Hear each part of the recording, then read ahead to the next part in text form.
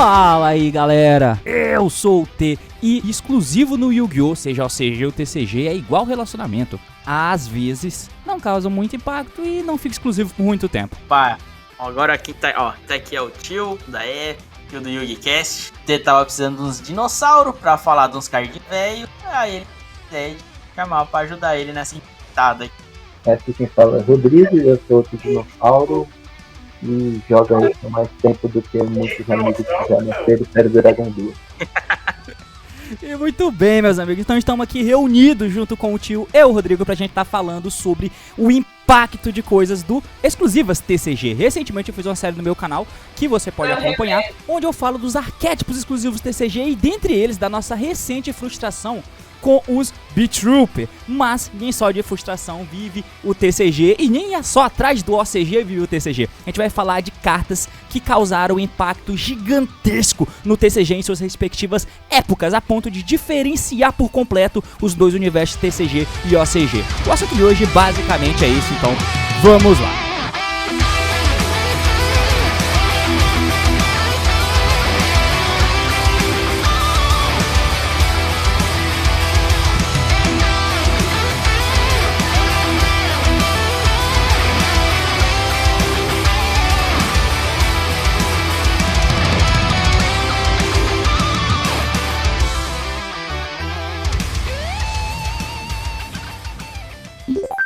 Quer entrar de vez no competitivo, aumentar suas chances de topar torneios ou simplesmente melhorar como jogador? Então faça o coach com o Paulo PRJ. O coach é feito de maneira totalmente online, onde você, juntamente com o Paulo, irão analisar os seus jogos, discutir sobre deck build e imaginar a melhor estratégia para o tipo de desenvolvimento que você quer. Pois é tudo feito sob medida de acordo com o que você pretende. Se você pretende jogar um regional, é feito um metacall de acordo com aquele metacall da tua região para aumentar a tua chance de topar, ganhar torneios. Se for para jogar um torneio a nível nacional, a mesma coisa, ou simplesmente para melhorar como jogador, entendendo o jogo de uma maneira geral, global, ou até para counterar os decks da sua local. Não importa o seu objetivo, o coach com Paulo PRJ é uma ótima solução para você crescer dentro do jogo. Então entre em contato com o Paulo através de suas redes sociais, marque um horário, faça o coach e melhore como jogador. Links na descrição.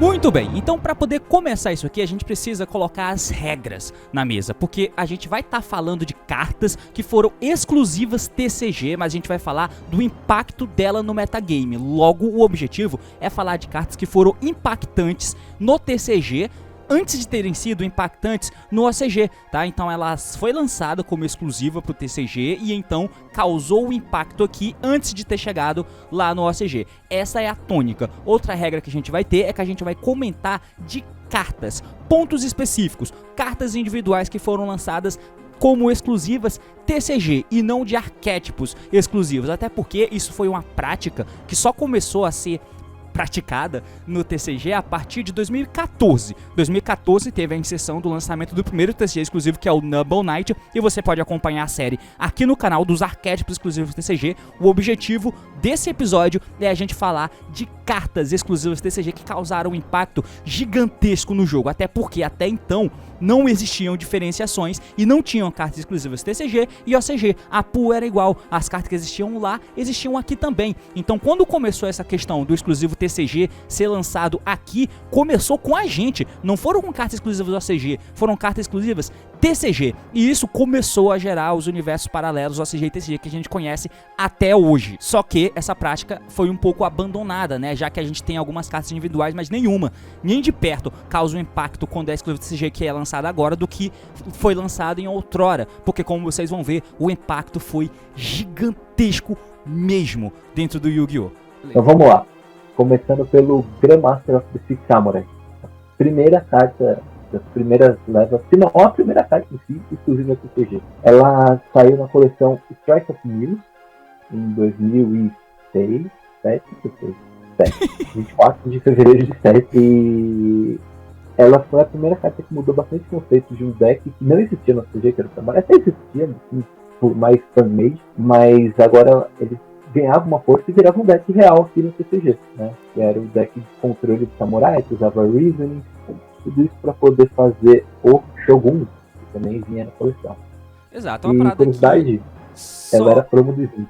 Só pra inserir aqui, é uma parada que a gente tem que se ligar de entender contexto, né? Tudo aqui é extremamente contextual, já que a gente tá falando de época. Então, é importante lembrar que há não muito tempo atrás, na verdade há muito tempo atrás, o Yu-Gi-Oh! Ele era igual no OCG e no TCG até em ponto de banlists. Então, mesmo que a coleção fosse lançada primeiro lá no OCG e posteriormente, depois de alguns meses, chegasse pra gente no TCG, as banlists eram iguais, tá? Então, você imagina o que é a parada de você ter uma carta exclusiva TCG, que não tem no Japão, e a gente usa a mesma lista. Então um deck pode ser impactante aqui com a mesma pool de cartas que tem lá, mas aqui é diferente, tá ligado?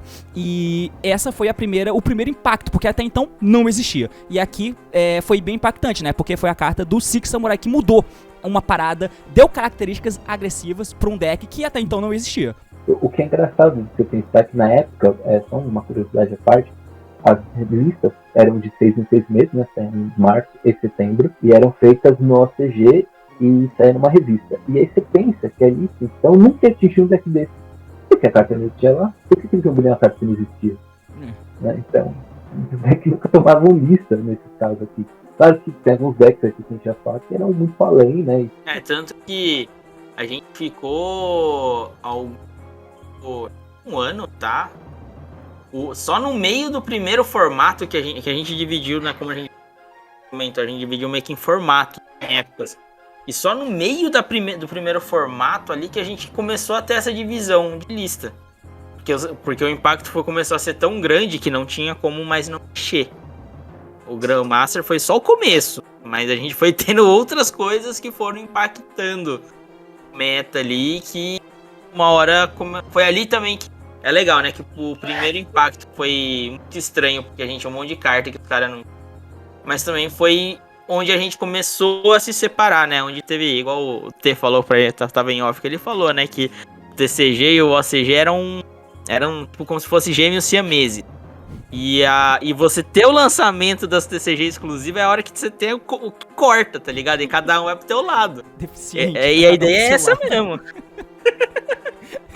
Yu-Gi-Oh! オフィシャルカードゲームデュエルモンスターズ 20th アニバーサリーパックファーストウェーブ発売中。 E aí, então, a gente vai tentar contextualizar um pouquinho, né? A gente vai tentar falar aqui do máximo que der, mas vamos contextualizar um pouco de como, por que isso foi impactante, né? É legal, a gente pode falar, beleza, impactou, mas por quê? Como que era o metagame nessa época? A gente tem que abrir aqui uma suspensão de descrença, na verdade não é suspensão de descrença não, a gente tem que adaptar a realidade e entender como era o jogo pra entender o quão impactante a carta que tá vindo era. Porque se você olha com os olhos da atualidade, você vai ver essa porra e você vai achar que não é nada, tá ligado? Então você tem que abaixar aí um pouco, tem que girar a chave de realidade, pra gente entender como era o formato e o porquê que isso foi de fato impactante no deck de Six Samurai, que foi o primeiro exclusivo que a gente recebeu. É que nem, por exemplo, pra quem não sabe, o Six Samurai que a gente tá falando não é os legendários Six Samurai. Tem gente que não sabe diferenciar, né? Acho que Samurai é só. Tinha problema, era só Six Samurai. A gente, na época, era só Six Samurai, não tinha nada antes. Só Six Samurai. E esse deck, quando saiu no Japão, no ACG, ele era um deck meio meme, porque ele era assim, era um archetype todo montado. Que os bichos precisavam ter um amiguinho do lado pra você ganhar um efeito, né? Então, tipo, pra você dar o efeito de um, você tem que ter outro Six Samurai na mesa. Só que você tinha poucas cartas efetivas pra você colocar esse outro Six Samurai na mesa, né? E outra, além de você ter esse agravante de que ninguém fazia nada sozinho, você tinha um boss que era muito bom, que era o Great Shogun Shien, né? Só deixa o oponente usar uma spell ou trap por turno. Só que ele só entrava na mesa se você tivesse 2 Six Samurais na mesa. Então você tinha vários problemas. Ele saiu como um deck for fun. Ninguém olhou pra ele quando ele saiu, né? Tanto que, até se você pegar ali a raridade deles quando veio pro... E as raridades eram todas baixas. Tirando o Shien. Shien era o Super Ultimate e o resto era tudo comum. Tudo comum. Nada assim era foi. E só que aí, qual que foi o golpe, né? Qual foi o golpe que eles deram? Na época não era nem a Konami, tá, gente? Pra vocês terem uma ideia como era antigo. Era o D. Era o DS. Vocês reclamam da A empresa Konami? que a gente xingava era outra, né? Vocês reclamam da Konami? A Upper Deck Entertainment era pior. Vocês acham que a Konami é mercenária? A Upper Deck Entertainment era pior. Um vídeo dessa história da aldeia aí. Mas a ideia deles, o que eles fizeram? Eles resolveram trazer uma carta nova, uma carta exclusiva. Tanto que o Grandmaster ele foi a promo do Sneak, né, do Sneak Peek da coleção. Então todo mundo, tipo, o primeiro impacto que você tinha era, olha, esse card é novo. Você olhava ali e ele mudou toda a dinâmica, porque todo mundo sabe o que o Grandmaster faz. Ele é um Six Samurai que entra de graça. E aí, magicamente, ele começou a ser o segundo Six Samurai que deixava o deck inteiro ligar.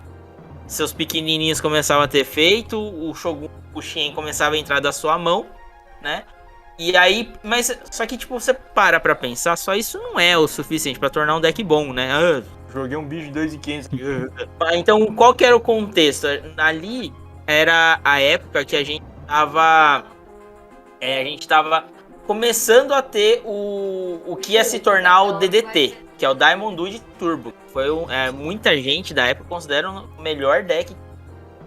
E ele veio de um outro deck do OCG, que era o Airblade Turbo, que era baseado em 3 extratos. E quando o DDT se popularizou, o extrato já estava na lista, né? E esse deck, ele era só spell. Ele tinha, tipo, 6, 7... bichos, no máximo, pouco bicho e um monte de spell. E uma trap, tá ligado? Uma Mirror Force, porque vai que dá errado as coisas. Tem uma defesa. Mas não dava, ele era um deck muito contadinho, sabe? Tipo, ele tinha uma combinações de monstros específicas que se você matava. Então ele era muito certinho, muito redondo quando jogava. Essa porra, você usava o Dark Magician of Chaos ainda, né? Essa porra sem errata, sem né? Errata. Então, tinha essa parada, né? Que eu acho que, bom, quem é mais novo aí, né? Menino de novo, nunca comeu um cubo, enfim. Ele deve ver nos vídeos do Lithium, por exemplo, que tem lá, né? De vez em quando aparece lá o DDT. E aí, é isso, você tem lá uma vertente de uns monstrinhos que você bane eles eventualmente, você abusa de umas spells fortes, né? O Charity, aquela Dimension Fusion, mano, cara, tá absurda da porra. Você paga 2.000 e invoca todo mundo banido. Meu Deus! Cara, e aí, a Dimension Fusion, a gente vai entrar nela, tá? Porque logo depois do Grandmaster a gente entra no formato onde ela começou a ser relevante. Mas o Grandmaster foi isso, né? A gente tava surgindo um deck que jogava com um monte de spell e de repente você tinha um deck do outro lado que tinha um boss que falava, você não vai ativar esse monte de spell. Então ele se tornou relevante por causa disso. E diferente das regras de hoje, que são bem resolvidas, o Shogun ele faz, você não pode estar um pedra por turno. E quando você negava, eles não contavam, mas se você negou a ativação, você não ativou. A regra não contava isso, contava que ele tentou.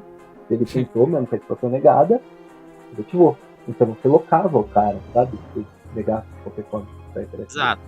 Exato.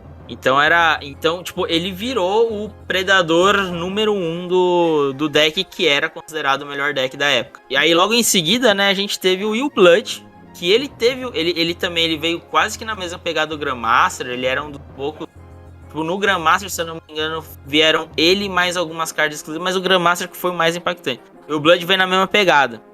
Né, e ele foi relevante por quê? Porque a gente tinha um deck de zumbi na época, meio lentão, que jogava com recrutadores. E na época, junto com o Will Blood veio o Zumbi Master. Não sei se o pessoal sabe quem é o Zumbi Master, né? É que descarta, né? Invoca alguém? Isso, descarta e invoca um do cemitério. E aí começou a sair no Japão alguns decks em cima do Zumbi Master.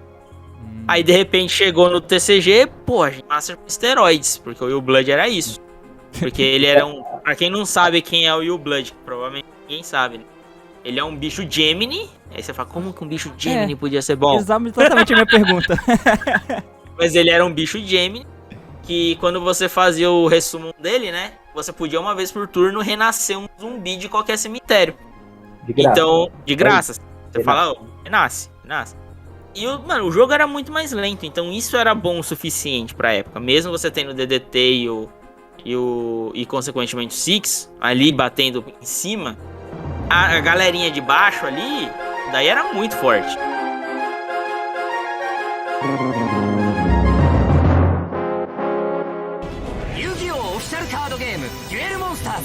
20th アニバーサリーパックファーストウェーブ発売中。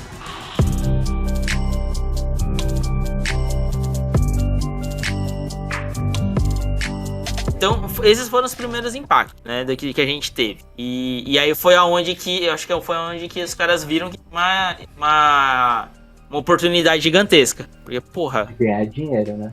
de ganhar dinheiro. A gente Outra botou... parte, vão ter raridade alta. Botamos 2 cardzinhos aqui, a gente fez um teste no Grandmaster que foi acessível, porque ele foi promo do Sneak e tal, mas vamos... Se a gente for mais ganancioso e não nem dar no Sneak, o que vai acontecer? É a partir daí que eles percebem que os jogadores de Yu-Gi-Oh! São cracudos, né, cara? Que você pode colocar o preço dele. A galera vai atrás, mas claro, antes tem que ter o teste, colocar o pezinho na água antes de poder mergulhar. Pra ver, né? Pra ver, exatamente. Então, esses 2 foram o começo. Foi o começo. É porque eles mandaram... Não era ninguém esperava, foi tal. E aí foi quando a gente entra, né, na primeira divisão, né? Eu e o Rodrigo, a gente tava conversando aqui. E a gente entra no primeiro grande formato que a gente tem com as cartas exclusivas. Que é o formato que a gente tinha o famoso Dark Armored Dragon, junto com o Gladiator Beast. Foi o primeiro Power Creep. Foi um jogo, assim, absurdo. Que rolou no Yu. E mais, né? E não foi um power creep em cima de spell e trap, que geralmente acontecia no jogo, né? Tinha um monte de staple roubada e um monte de bicho ruim.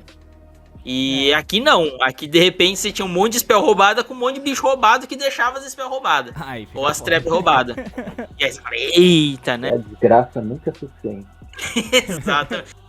Então esse formato, a gente teve 3 decks que surgiram por conta dessas exclusivas. Alguns até existiam, né, no ACG, mas eles ficaram muito mais bufadas aqui, né, que foi o deck de Dark Armored Dragon, o deck de Darks, era Dark Monster deck, qualquer bicho Dark você botava lá que era bom. Mano, você usava de Jinzo a Dasher. Destiny Hero Dasher, assim, bom, top, todos são bons. E você tinha o Gladiator Beast, que era o Heraclinus Troll. E daí, então, começando pelo GB, né, o GB veio um TCG exclusivo nessa vibe, que foi o Test Tiger, né, que não tinha Gladiator Beast no nome, mas veio como uma carta exclusiva pra tentar alavancar o deck, tendo o mesmo impacto que o Six Samurai que a gente falou anteriormente, né, o Test Tiger, no caso. Então, assim, a primeira a gente teve os Gladiator Beast, né, na cronologia. Então a gente teve o Test Tiger e deu uma dinâmica totalmente diferente pro deck, porque, de novo, você olha o GB cru, você fala, pô, é um deck que eu preciso batalhar pra ativar os efeitos. E a gente tinha naquela época, então o Test Tiger, ele, tipo assim, você tinha aquele problema do GB que você tem que bater pra trigar, só que pra bater você tem que lidar com um monte de trap, então não era tão simples. Ou com os bichos, porque, né, às vezes tem um bichão ali, como é que eu vou bater num bicho de 2.000? 2.500, tá ligado? Porra, não batia. Meu bicho mais forte é Laquari. Meu Deus, tomei um Cyber Dragon, perdi. Não dá pra fazer. E aí o Test Tiger, ele mudou essa coisa, né, porque o bicho que ativava os seus Gladiators sem você ter que batalhar. E aí o deck começou a ter um gás. Ainda sentia que ainda tava faltando coisas quando lançou o deck. Mas você viu que ele não tinha a mesma pegada que no ACG. É isso que é legal, né? Quando o suporte vem e ele vê o que o deck carece e ele preenche essa lacuna, né? O Test Tiger, pra quem não sabe, é o bichinho que, se você controla um GB, você faz special ele da tua mão. Daí você tributa ele, escolhe um Face Up Gladiator Beast que você controla, devolve pro deck e faz special de outro GB do teu deck. Daí você triga o efeito sem precisar que o teu GB batalhe, né? Foi isso que ele quis dizer. E ele é tratado como se tivesse sido invocado por um GB. Então, cara, olha, muda pra cacete, tá ligado? Você pega uma deficiência e você trabalha em cima dessa porra. E dependendo do bicho que você invocou, né? Você consegue até fazer um special extra, porque é outra parada, né? O special é special, mano, é especial. Então, olha essa porra. Ele faz um especial, por isso você pode fazer várias vezes. É que a parada que na época existia muito um negócio que hoje não existe no Yu-Gi-Oh! Que é setar um monstro passar, tá? Na época era relevante. E acontecia muito de você ter com qualquer GB, fazer special do teste, e se o cara tinha um bicho setado, você trazia o Sector. O Sector, quando ele, no final da Battle Phase, ele atacou, foi atacar o deck special de 2 GB do deck. Então, tipo, Só que pra isso ele tem que ter sido primeiro invocado por um GB. Então era muito difícil você conseguir Era muito fazer lento. esse elo. Era muito demorado, muito setup. Agora, se o cara só passa com o bicho pesado, ele não sabe se é um GB ou é burro mesmo. Você vai fazer o bicho qualquer, Test Tiger, traz o Sector, baixa coisa, você já tem ou Heracles, ou Gizaros, você já tem muitas opções de jogo já por uma carta que não existia, né? Até então. Yu-Gi-Oh! オフィシャルカードゲームデュエルモンスターズ 20th アニバーサリーパックファーストウェーブ発売中。 E aí depois da coleção do GB, né, que foi o Gladiator Assault, a gente teve, acho que a primeira coleção, aonde realmente aconteceu o Power Creep. Acho que a primeira coleção, historicamente, a primeira coleção que deu Power Creep no jogo, acho que foi o Invasion of Chaos. E o Phantom of Darkness foi a segunda, que foi onde saiu do TCG, do ACG, a gente já sabia que o Dark Army, né? A gente já sabia que era forte, né? A gente tinha o Dark Army, a gente tinha o Armageddon Knight e a gente tinha um histórico de bichos Darks roubados do jogo. Então a gente olhava assim. Na época o meta era o The Hero. Exato, já tinha. The Hero opção Dark. Então, tipo, você já olhava e você já falava: caramba, mano, esse deck tem tudo pra ser bom. Pô, só ter 3 Darks, você invoca um 2 e sai estourando. Esse deck vai ser meta. E no Japão realmente foi. Só que quando chegou aqui, o que eles fizeram? Exclusivas pro deck. E quais foram essas exclusivas? Foi o Dark Grapher e a Aluri. E a gente teve outras exclusivas. E o Zerato. A gente teve outra exclusiva também que foi super relevante, mas não tanto na época que foi o Lanefire Blossom. Lá no Lanefire já foi exclusiva. Tá. É muito bizarro, cara. São cartas que a gente não imagina, tá ligado? Né? Uma TK super aleatório com o Gigaplan. Cara, o Allure of Darkness foi extremamente impactante pra mim, tá ligado? Com essa porra aí, a gente usa até hoje, maluco. Você dá essa porra no Thunder Dragon e é blowout. O Griffer. O Griffer também tá limitado. Tá 1 e ser, tipo, desesperador, se ele botar 2. E o Griffer ele tem outra coisa engraçada, que assim, é como você até comentou, antes o jogo era o mesmo. Então a gente se baseava no que acontecia no ACG, era natural. E quando saiu o Phantom of Darkness no Japão, os decks usavam o Armageddon Knight, porque era o que eles tinham, né? Nossa, o Armageddon é mó bom, você busca no rota, invoca, manda um Dark pro cemitério, te ajuda, você tal, você comba aqui. São combo. E aí saiu o Grapher e nos primeiros torneios ninguém olhava pro Grapher. Nossa, essa carta é ruim. Mas todo mundo nem olhou. Justamente o que você falou, porque não tinha uma base. Não tinha uma base, não tinha referência. Porque a Allure é muito. Allure tá escrito Draw, tá ligado? Você tinha Dimension Fusion. Você tinha Dimension Fusion. A Allure tá escrito Draw, ela é verde. Era muito fácil de ver que era boa. Interage com Dark, que é o principal da época. Porra. E a grande destaque da Allure pra época, que foi um motivo do apelo pra lista, é porque diferente da The Draw, que era outra carta de Draw muito usada na época, você no primeiro remove um Dark, você compra primeiro.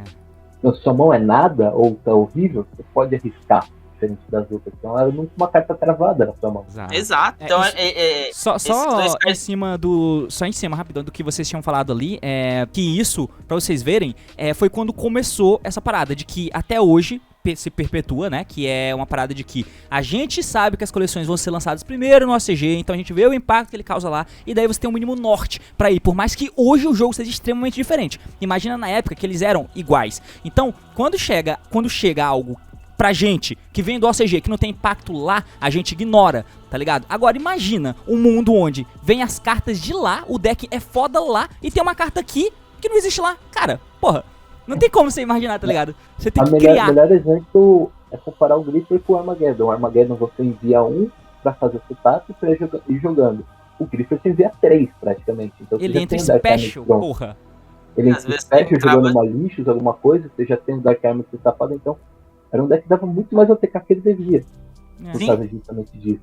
Aí que eles começam é o Power Creep que vocês falam, né? Que deu no jogo, que parece que agora o deck é à frente do tempo dele. Sabe qual é? É quando, tipo, cara, é o deck do futuro, sabe qual é? Não é o deck do momento. O deck tá colocando a barra do Yu-Gi-Oh! Pra cima. E o restante do Yu-Gi-Oh! Vai ter que começar a crescer depois pra poder acompanhar. Ou capar ele, enfim, mas é uma outra história. Foi o que aconteceu. E só pra fechar essas últimas cartas, o Zerato, ele é um outro exemplo de um posto defeito que o deck tinha. Esse deck, né, rodava. Foi nesse formato que a Dimension Fusion foi a 1. E começou a usar Return from Defense Dimension também. E aconteceu muito de você dar Dimension Fusion, e quem não sabe, Dimension Fusion paga 2.000, todos os jogadores podem, os dois jogadores podem renascer o máximo e remover o possível. Então, como o cara também renascia, às vezes você não matava. Os Zeratos pode descartar um bicho dark da sua mão e dar um Raigek. Raigek na época estava banido, Death Road estava banido. Meu Deus. O Vortex estava limitado, cara. Limitado um Lightning Vortex. Então, de repente, tem um bicho Dark com 2.800 de ataque, level 8. Você podia, eu acho que já tinha trading até na época, pelo menos lá, acho que aqui não. Então, você tinha algumas interações com level 8, e aí você, posso dar a Lure, remover o Zerato, dar de novo fuso, não importa o que ele vai fazer. Eu vou limpar o campo e matar. Porque você tinha o Mago do Caos com 2/8, o Zerato com 2/8, o Armored com 2/8. Era muito fácil de encaixar pra matar esse Zerato. Tanto que esse deck ele tem uma das contas mais clássicas do Yu-Gi-Oh! Né, que surgiu um pouco antes desse deck, que é... Eu aprendi assim, que 2 Magos do Caos e um mata. Nem sei o ataque desses bichos hoje, mas eu sei que se eu bater com 2 Magos do Caos e um eu mato. E o Mago do Caos tem o mesmo ataque que o Zerato, o Mago do Caos tem o mesmo ataque que o Dark Army. E você usava o Jinzo nesse deck também. Sim. De usar. Um Dark bom. Então, imagina o desespero que você fazer uma Dimension Fusion, trazer um Mago do Caos, um Jinzo e um Zerato. Um card que dá Raigek, um card que nega todas as threats, um card que vai buscar provavelmente a Dimension Fusion de volta pra mão, porque ele não faz desgraça demais. Aí mudou todo o jogo. Então, até o GB que tinha cards bons. O GB era bom porque ele tinha o Heraclius que negava seus spells. E tinha a Chariot que podia negar esses... Mas a Chariot lançou junto. Quem veio depois foi o Gyzaros, verdade. Gyzaros veio depois.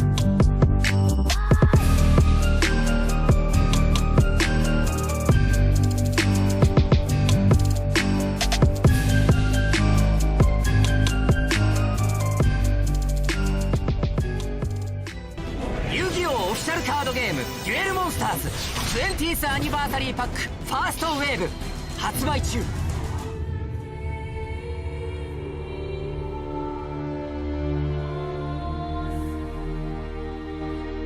E aí, já aproveitando o gancho do Gyzaros, né, a gente teve o Light Sworn. Só que o Light Sworn, ele não era um deck... Tipo assim, ele era um deck bom, só que ele era muito baseado na sorte, porque você tinha que ir lá certinho e tal. O deck não era consistente. Você tinha um puta boss, né, o Judgment Dragon, até hoje, às vezes, quando você dá um susto. É que o Light Sworn a galera hypou muito, porque um pouco antes teve o famoso Tup Trup, que era o combo de você fazer Trooper com Machine Duplication e Milar 9. Isso ficou muito famoso na época, essa jogada, mas aí aconteceu de os caras falaram, pô, mas o Light Sworn faz uma coisa, você vai fazer na Indie. Só que ele não era tão consistente, porque você não sabia que você ia milar, você não sabia que você ia buscar. Então, tinha muito controle, às vezes você precisava de um... Até hoje, né, às vezes você precisa de um Light Sworn específico, mas você compra o outro, e aí você ficava faltando partes do combo. Tanto que você usava 3 Biconin Light pra rezar, pra milar e corrigir a mão na volta. E matar o cara. Corrigir a mão pra matar. E lembrando que esse Light Swarm não é Raiden não, tá? O Raiden poder milar quando o efeito de ignição na hora, pô, isso aí é coisa de 2014 pra frente, meu irmão. Isso aí é Lumina, Layla, Wolf, Jane, sei lá, essas porra é isso. Garof, eu acho que o único Light Swarm que milava na sua main phase era Celestia. Ah, mas era então, verdade. Verdade. E a Celeste é nível 6, né? Tribute Summon. Então, você tinha que, mandar um buff de algum jeito pra botar um Light Sworn. Então... Tem que um Light Sworn. Você via que o deck era legal, ele tinha um teto gigantesco, mas você dependia muito da sorte. Só que aí, o que aconteceu? Né? O que aconteceu? A gente teve... Sem contar que tinha um Honest, um baita um card honesto. E... assim... Né? E aí, com o Light Sworn, foi a última coleção dessa época sem synchro. E aí, quando a gente entrou na época do synchro, uma das cartas que vieram exclusivas foi uma carta que você conhece, que é a Charge of the Light Brigade. E isso mudou completamente a forma do Light Sworn jogar. Porque antes ele era um deck e já era baseado em miladas. Você tinha que usar um card rosa para consertar a mão e um monte de bicho de gosto duvidoso pra se defender, que na época era o Necroguardian. 300% gosto duvidoso.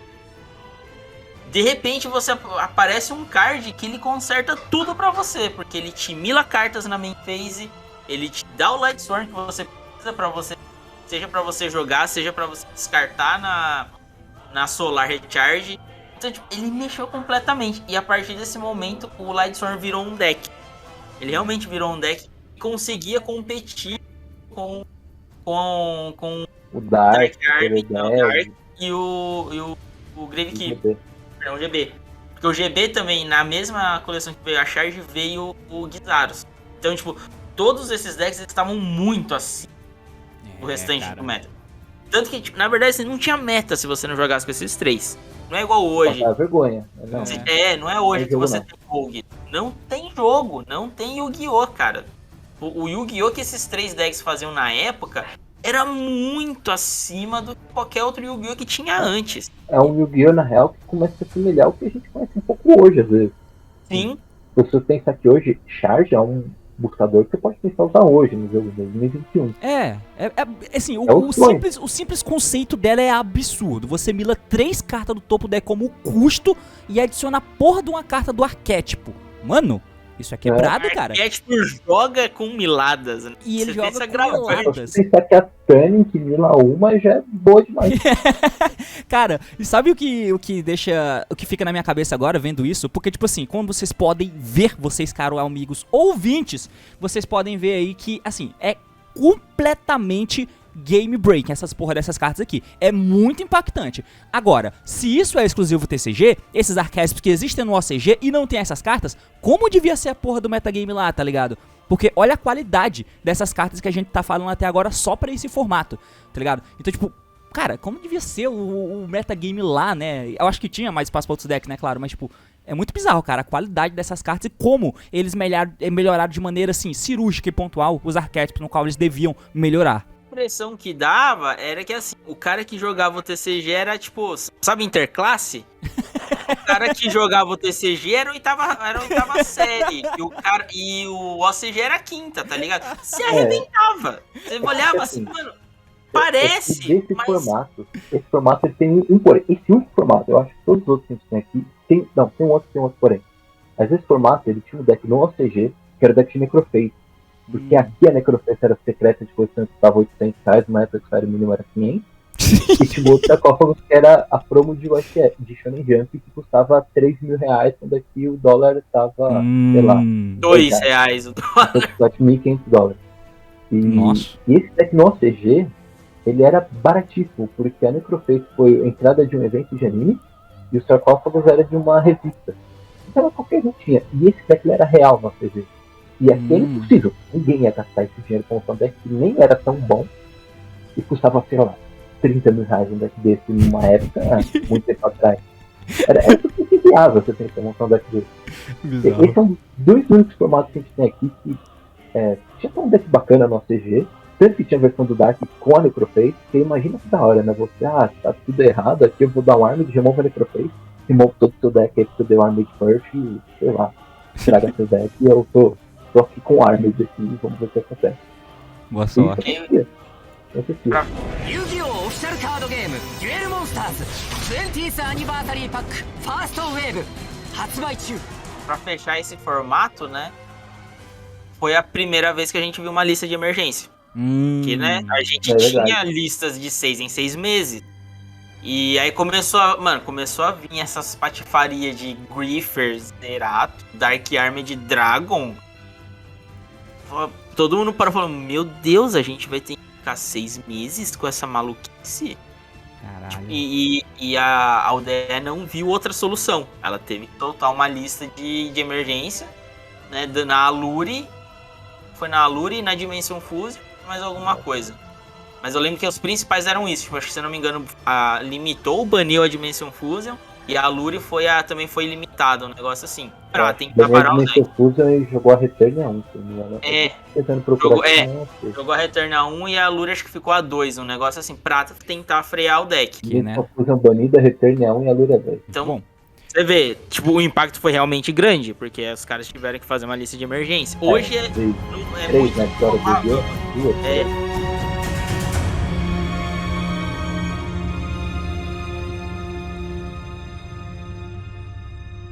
Yu-Gi-Oh! オフィシャルカードゲームデュエルモンスターズ 20th 20th アニバーサリーパックファーストウェーブ発売中。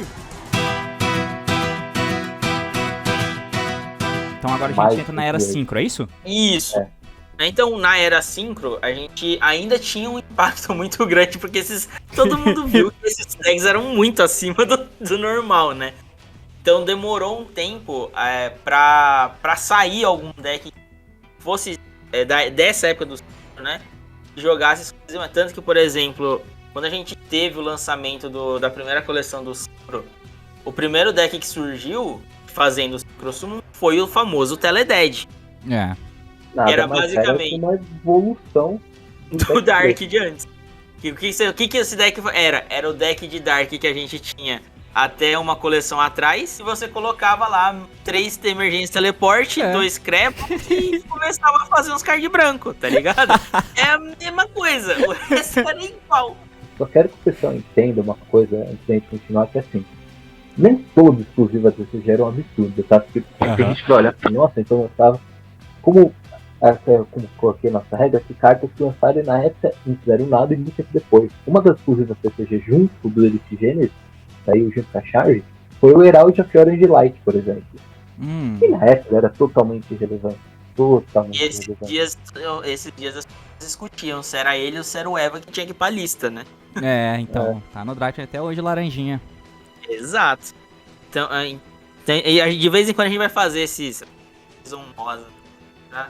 Pra vocês entenderem que como qualquer outra carta de Yu-Gi-Oh! As exclusivas também demoraram pra treinar. É, então, E precisando, uma... a gente não vai falar sobre as cartas coreanas. Aí a gente vai. Aí eu até falei pro Shadow, um dia a gente pode fazer o que era exclusivo OCG, não em relação à coleção adiantada, mas saiu exclusivamente lá depois. Porque aí quando a gente entra nas exclusivas coreanas, mano. Caralho, eu nem tava ligado nisso, exclusiva coreana. A única coisa... Coreana. Spoiler, o Noden era exclusiva coreana. Caralho, maluco. É as brincadeiras. Só o Norden, cara, puta que pariu. Eu lembro quando... A família toda, né, você tem ideia. É porque pra gente, cara, a gente é um bando de pau no cu preconceituoso, né? Até se você fala OCG, nego imagina a bandeira branca com a bolinha vermelha na frente. Japão. É isso, esse é o OCG. E não é, tá ligado? Tem uma cacetada de gente com o olho puxado lá, mano, no OCG. Não, tem vários finais. Yu-Gi-Oh! オフィシャルカードゲームデュエルモンスターズ 20th アニバーサリーパックファーストウェーブ発売中。 Voltando aqui pra época do 5, então, inclusive aconteceu uma coisa que foi bizarro, né? Porque você lembra, né? Começo ali a gente falou, o T falou, né? As listas eram iguais. E aqui a gente ainda tinha essas listas iguais, mais as movimentações da bandeira de emergência. E aí, como começou a lançar vários cards exclusivos, né? Mais ou menos nessa época a Konami anunciou, né, no ACG, porque anunciou o Extra Pack, que a gente tem até hoje. Qual que é o trabalho do Extra Pack? Mano, tem esse monte de card exclusivo de americano, a gente tem que trazer pros caras daqui, porque esses cards tá quebrando o jogo lá. E aí a gente... Bom. Exato, e aí teve um negócio bizarro, porque lançou a Lure no Japão, e aí a lista que veio depois do lançamento botou a Luria 3. Aí você fala, mano, por quê? Nossa. Por que, cara? Por que você tá fazendo isso comigo, mano? Tudo de novo. Caralho. E tanto que foi, né, a partir dessa época que a gente começava a pensar, mano, os caras não tá pensando, os caras só tá dando Ctrl-C, Ctrl-V, tá ligado? Já começa a ver, a partir daí você já começa a ver que não faz sentido ser igual, né? Tipo, causou um impacto gigante. É igual quando o deck lança lá, né? Cara, como é que pode a porra de um deck que lança numa coleção lá no ACG, demora 3 meses pra chegar aqui? Cara, 3 meses da porra de um deck desequilibrado é coisa demais. Quando chega aqui pra gente, ele vai começar a quebrar. Não tem como. Lá já tem que mexer, tá ligado? Lá no ACG já tem que estar mexido. E pra gente vai chegar a 3 porque vai. Por mim chegaria a 1. Tem coisa que já teve coisa que chegou assim, chegou a 1, tá ligado? Tipo, antes de lançar aqui, cara, ou chegou a gente teve alguns cards que ficaram um pouco tempo fora da lista. E começou nessa época do 5. Entendi. Tipo, né, menções rápidas aqui que aconteceu isso. Cards que ninguém conhece também. Brionac e Tricho. Nossa. Cards fracos. Sim. Jogou, teve uma semana de deles a 3, e aí veio a lista e vrau, né, pra segurar. O Brionac pré-errata, né? Óbvio. Pré-errata. Sem errata. O Brionac naquela época era muito bom. O Brionac você fazia assim, ó, vou descartar um aqui, vou voltar essa. Só pra experimentar. Beleza. Deixa eu ter resposta. Resposta. Ah, então agora eu vou descartar essa outra aqui nessa outra, tá bom? Né, você vai faz indo sentido assim, nenhum. por um. Você vai, Cara, mano, se negar, você não perde várias, né? nossa, não, você ia ali, ó, plum, plum, plum, plum. Mas depois que a gente teve uma... Depois que os caras viram que, tem que... Não dá pra deixar esse deck dark, não dá pra deixar essa porra toda que a gente tá antes. Os caras conseguiram dar uma freada neles, né, deram uma listazinha. E aí começou a surgir os decks de synchro mesmo. E aí a UDE viu que dava muito certo você chegar assim e pegar, pô, eu tenho um deck... E no ACG que faltou alguma coisa, ou então tá jogando, mas se eu trazer um suporte pra ele, eu vou arrebentar de vender carta, né? Muito, e aí eles muito começaram a fazer isso. É muito inteligente, né? A parte dele, é que na verdade é o óbvio de se fazer, porque quando a mecânica lança, geralmente ela é muito fraca, né? No começo. Você tem poucas coisas. Tem preconceito também.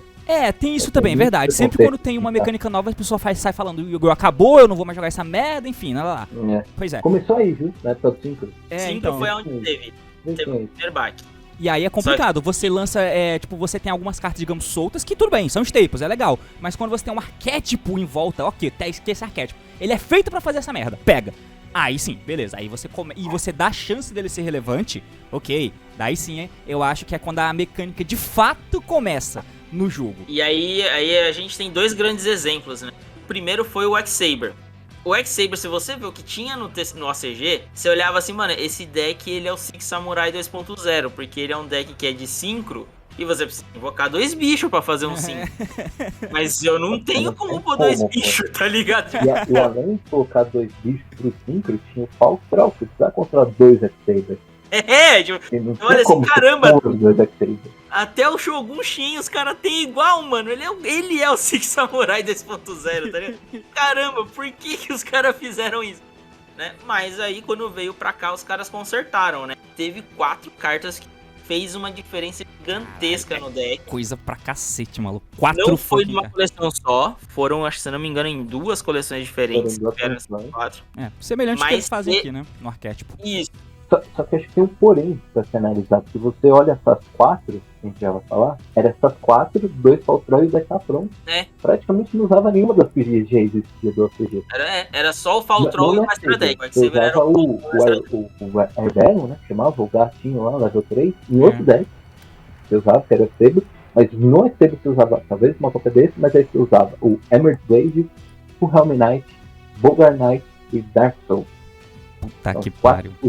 DCG. Cara, isso aqui é muito grande. Todas elas fazem. Todas elas invocam outro bicho.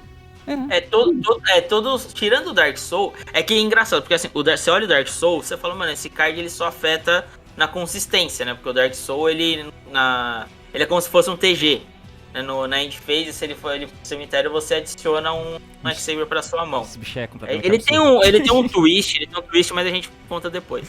Vai lá. Mas todos eles entram nesse ponto que o Torres falou, tipo, eles te dão uma forma de facilitar você ter mais 2 bichos na mesa.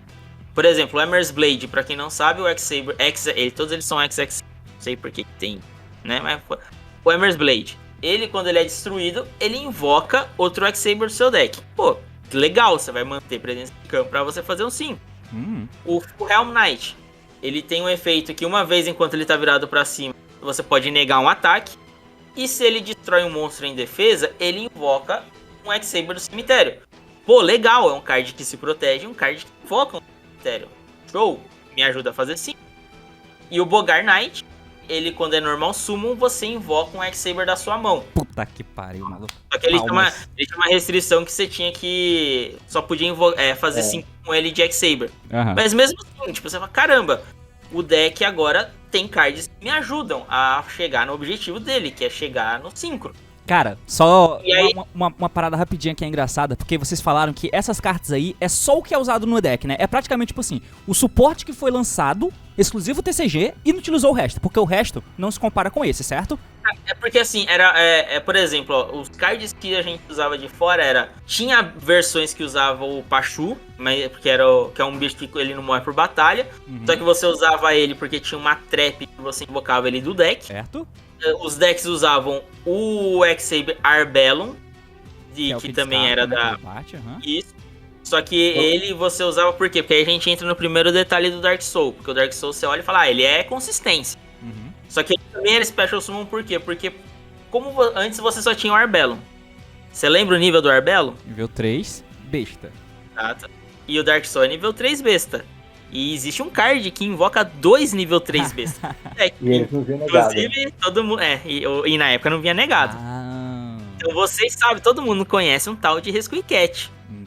Então, pelo fato de ter o Dark Soul, o deck ganhou mais uma forma de você chegar em 2 monstros na mesa e Eu vou dar um trabalho pra você, eu vou passar pra ele aqui, nesse exato momento, a decklist de um ganhador do Shonen Jump Russian Claire usando o X-Saber.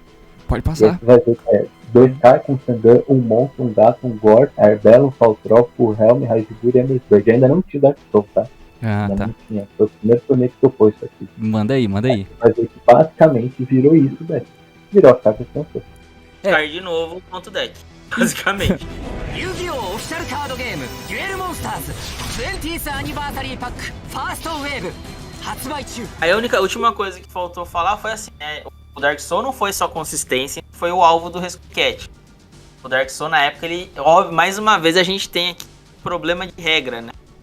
Problema, né? Ele não é, hoje não é mais assim. E porque assim, hoje o Dark Soul tá no cemitério, ele foi do campo. Aquele turno você busca um. Naquela época, cada vez que o Dark Soul caía no cemitério, você buscava um na Então você pensa assim, que o Dark Soul ele era pique, né? ele era pique a multirole. Você ficava contando 1, 2, 3, 4. E aí né, a gente fez e falou, eu mandei esse mesmo Dark Soul 4 vezes. Então eu vou buscar 4 cards. Isso é muito doido, cara. Pelo amor de Deus.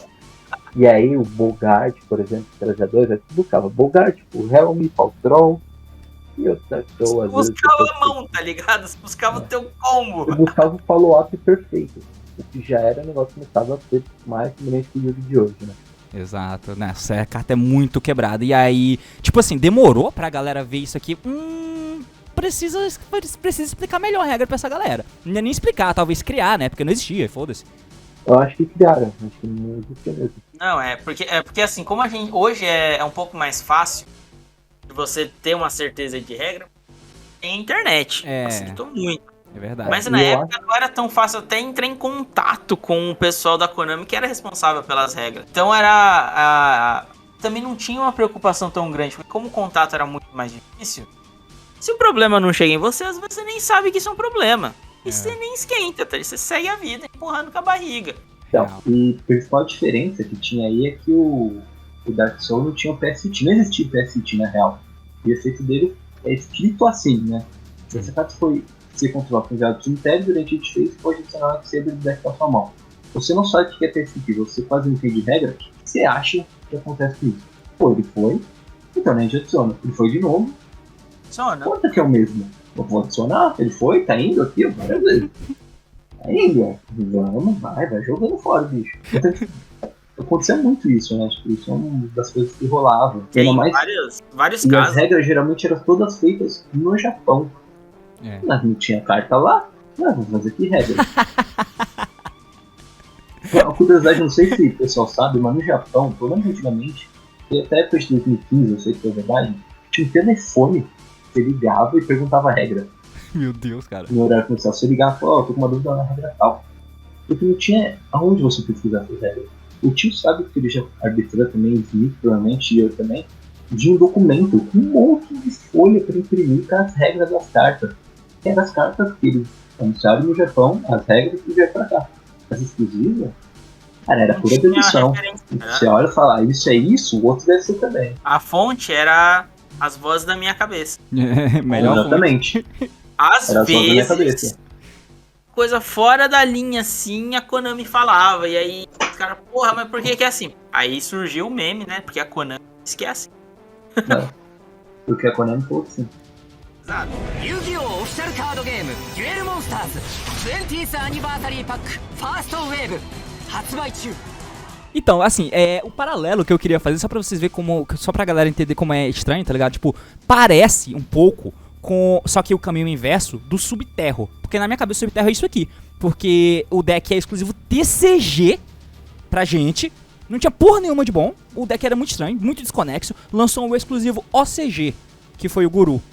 E a existência do Guru faz com que o deck seja feito em volta dele. E praticamente todas as outras cartas exclusivas de CG não eram usadas. Você não precisava, tá ligado? O exclusivo de CG inteiro foi jogado fora. Só precisa do Guru, que era o exclusivo OCG. E alguns punhadinhos de carta. O Hidden City, a trapzinha que você busca aqui. E a Fenris. Valeu. É isso, tá ligado? Parece muito isso aqui do XCB. Que os exclusivos de CG faziam o deck. Junto com outras cartas boas. Que essas outras cartas boas não eram as cartas exclusivas OCG do deck. E é engraçado porque, tipo... Isso aí, na verdade, foi uma tendência que foi inversa, porque, assim, a partir do momento que a Konami já assume aqui, né, e ela para de fazer essas exclusivas pra decks que já existem, resolvem criar decks novos, né, que foi aqueles que você já comentou no vídeo, o OCG faz o caminho inverso. Ele começou a resgatar alguns decks TCG exclusivo e lançaram cartas. Então, por exemplo, teve o Guru. Mas os outros exemplos de cartas também, né? Já que como a gente não vai falar deles, é que você já falou um pouco, né? Os outros decks o Spyro, que foi o Double Helix, o Burn Abyss, que foi a Beatriz, também e que muito disso foi que a Konami tinha muito medo dessas cartas não venderem nos Extra Packs japoneses. Sim, porque muitos dos decks vieram... Era horrível. Porque a gente pode fazer um rápido adendo, né? A gente saindo um pouco aí, entrando nesse assunto que você falou. O que aconteceu com as exclusivas, né? O primeiro deck exclusivo que a gente teve foi o Nabonite. E o Nabonite, ele saiu num hype grande, porque a gente tinha um histórico de exclusivas boas. E gente tinha alguns cards bons. Bonito. Era bonito, tinha apelo pra caralho. E se você olha o Nabonite, ele tem alguns cards bons, tipo, o Medro é incrível. O Boros pra estratégia do deck também é muito bom. Só que o resto é uma bosta. Então o deck não jogou. E aí o segundo deck... Mano, e olha a diferença que foi, né? O de degrau. O primeiro deck exclusivo foi o Nabonite. O segundo foi o Burn Abyss. Eu acho que teve o A antes, mas enfim. Não, foi o Burn Abyss. Foi o Burn Abyss. Ao mesmo tempo que o BA. Foi ao mesmo tempo, né? Beleza. Só que, tipo... E aí, cara, você pensa, tipo... O hype com o deck tava lá embaixo, porque ele foi um deck que colocou hard. Veio o Burn Abyss, galera isso cagou pro BA. Mano, porra, foda-se. Cagou, juro pra você, cagou. Eu vi o Torres comprar o Dante a nada. Eu vi o Torres pegar Dante a nada. Nossa. Eu tenho o Burn Abyss, porque o Bota, na época, ele virou, esse Burn Abyss parece um deck legal. Ele pegou uns Dante, abria pacote, o cara tirava, ele falou, não, vamos montar pra fazer conteúdo. E o deck estourou. Depois, algumas coleções depois, o deck estourou, cada coleção nova estourou. Não, no final do próprio aquele formato, ele já era um baixo. Nossa, ele já era muito. Já. Era aquele BA de 23 que você quer morrer, mano. Você pode ver um pouco do nível, da expectativa de quem tá lançando pro aquele arquétipo pelas raridades das cartas. Porque até então as raridades não eram como é hoje, que você... Qualquer carta que você abre, você tem uma porra de uma super ali, tá ligado? Na época não era tão fácil assim. Então as raridades... Se brilhava... cara, é muito raro, né? É realmente raro. Brilhava não vinha, Então, e aí pra fechar essa ideia do caminho inverso, porque entra naquele que o Torres falou, que teve um momento que a Konami tinha medo desses decks não venderem no Japão. E o que começou? Tipo, o hype tava lá embaixo com o Nabonai. Aí o hype estourou com o BA. Saiu o Cosmo ficou no meio termo. Ele era bom? Era, mas... Foi o quebrado, igual foi o BA que joga até hoje. E aí, a partir e em seguida ali do Cosmo, veio justamente quem? Veio o Spyro e o Subterror. E aí eles ficaram... E foi nessa hora que eles ficaram com esse receio. Porque, puta, a gente teve um deck que flopou hard. Aí depois a gente teve um deck que quebrou o jogo. E aí a gente teve um deck ok. Puta, como que vai estar a expectativa da galera com os próximos? E eu acho que é muita questão do Cosmo, por causa que o Cosmo é aquela comparação que a gente faz, né? O OCG também olha pro CCG e fala, o que tá vindo pra cá? A partir dessa... O meta do Cosmo era o Kaiser Coliseu. E já não tinha mais o Kaiser Coliseu. Então, tipo, lançou tudo. A gente sabe como quebrar esse Kaiju, que já vai ser nessa. E não tem a principal carta que usavam, que era o Coliseu, pra fazer o controle. É legal, mas não vai ser aquele que tem 4 toques de 4 que eu esqueci de falar. E aí, tipo, tanto que, por exemplo, o Cosmo foi o único deck que não recebeu um suporte OCG. Porque ficou meio que Até nesse... hoje. Até hoje, porque ele ficou nesse buraco. Né, tipo, o Nabonite ganhou o Merlin, né, um tempo depois, aí o BA ganhou a Bia e o Cosmo não teve nada, e aí ficou esse limbo quando lançou os novos. E tipo, flopou hard, né, porque se não Pyro ia ter lugar nem. E aí o que eles fizeram foi justamente isso, foi trazer o Double Helix, trazer o Guru, e mudou o deck completamente. Foi meio que o caminho inverso. Aí foi o jeito que ela achou de hypar o deck. Tinha hype, né?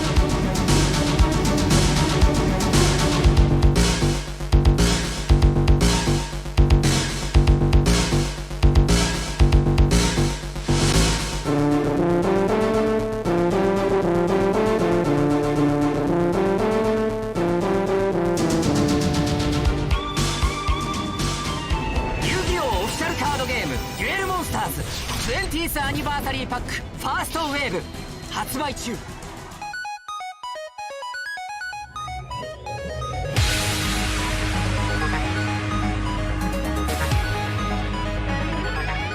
Voltando à coisa do Era 5, a gente teve a Saber e a gente teve o Infernity, que era um deck de anime e tal. E aí o Infernity tem um porém, pois aqui a gente tinha 3 barreiras. E no Japão não tinha a Infernity Barrier. A Infernity Barrier é uma counter, né? Você vai negar, então você passava com alguns bichos no campo forte, 3 Infernity Barrier para dar negar qualquer coisa e 2 Infernity Break. Eu acho que hoje você consegue ganhar com um campo desse, pra ser sincero. Sim. Hoje, no método de hoje, se você não toma hit, você perde.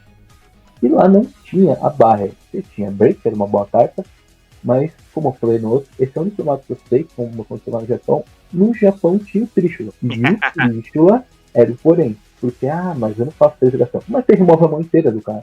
Boa sorte, né? Tipo, boa sorte tentar passar por cima dos meus 3 Trishula com 3 cartas na mão. Era isso? Não, você removia tudo. Você conseguia lupar Trishula nessa época. Era maluquice. Maluquice. E aí o cara tinha Draw pra enfrentar 2 Infernity Break. Você tinha 10 mil de dano no campo já. E boa sorte, amigo. O Infernity, ele é muito engraçado, porque assim... Ele foi um dos poucos decks que foi extremamente quebrado, mais ou menos na mesma época, no ACG e no TCG, só que eles jogavam de forma bastante diferente. Porque, né, como o Torres falou, o Infernity do ACG era loop infinito de Trishula. Ficava fazendo Trishula até o cara falar, mano, beleza, vamos pra próxima. Enquanto que aqui no G, ele era um deck de buscar Infernity Barrier. Você setava 3 Barrier e falava, amigão, ó, isso aqui é o mínimo que eu vou fazer. Se você der azar, eu faço mais. Mas isso é o mínimo que eu vou fazer. Boa sorte tentando passar por cima. E aí o pessoal fala, mas pô, o deck jogava em cima de uma counter. Ele não... Se ele fosse segundo, o que ele fazia? A gente não tinha Trishula, mas na época a gente tinha o Misty Worm. Que é um bicho que você faz... 9 cartas do campo do cara também. Que você cada Misty Worm volta 3 cartas do campo pra mão do dono. Aí ele chegava aqui, volta esses 3 cards teu, agora volta esses outros 3 cards teu. E não, primeira launcher vira um Misty Worm, a segunda launcher vira outro Misty Worm. E a terceira launcher vira o Alcachofra, que eu esqueci. O Doom Dragon. E o Doom Dragon mais Misty Worm já dá 8 mil. Então era fácil. Assim, cartas pra negar esse Misty Worm, eu acho que só tinha uma que era Forbidden Card. E ninguém usava. E a própria Barrier, mas quando você tinha a Mirror Match era um jogo de dados, assim. Ganhei. Opa, game 2. Ganhei.